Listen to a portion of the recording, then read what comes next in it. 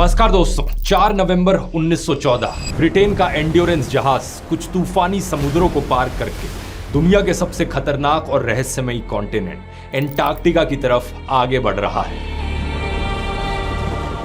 इस जहाज में 28 लोगों का क्रू मौजूद है और कमांड संभाले हैं एक एक्सप्लोरर सर अर्नेस्ट शैकल्टन, जो कुछ ऐसा करना चाहते हैं जो इतिहास में आज तक किसी ने नहीं किया है, पूरे एंटार्क्टिका के कॉन्टिनेंट को पैदल पार करना।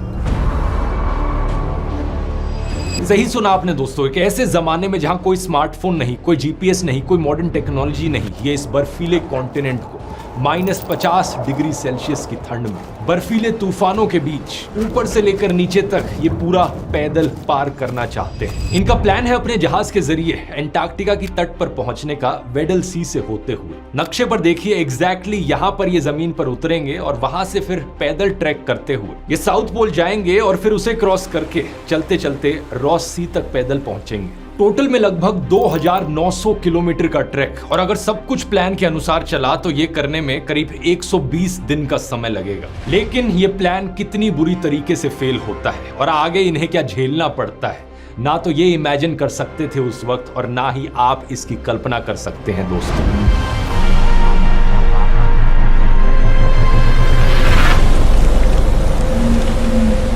5 नवंबर 1914 ये एंड्योरेंस जहाज साउथ जॉर्जिया आइलैंड के एक व्हेलिंग स्टेशन पर पहुंचता है।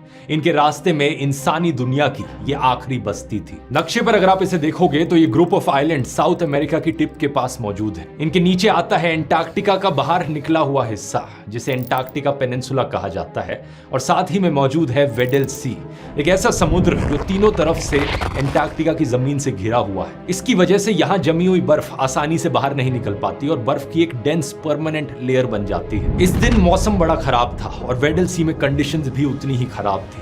वहां मौजूद लोग शैकल्टन से कहते हैं कि इस मिशन को टाल दो, डिले कर दो, नहीं तो इन कंडीशंस में वहां जाना बहुत ज्यादा रिस्की होगा। लेकिन शैकल्टन अपनी जिद पर अड़े रहे। उन्होंने कहा कोई फर्क नहीं पड़ता, हम आगे चलते रहेंगे।